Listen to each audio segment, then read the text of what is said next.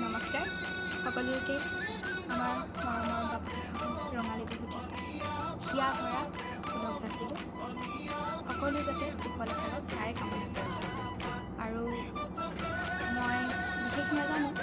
এনেই অকণমান গগনা আৰু সুতুলি নিজেই বজাবলৈ শিকা আপোনালোকৰ আগত অকণমান পৰিৱেশন কৰিব লৈছোঁ কিবা ভুল হ'লে ক্ষমা কৰিব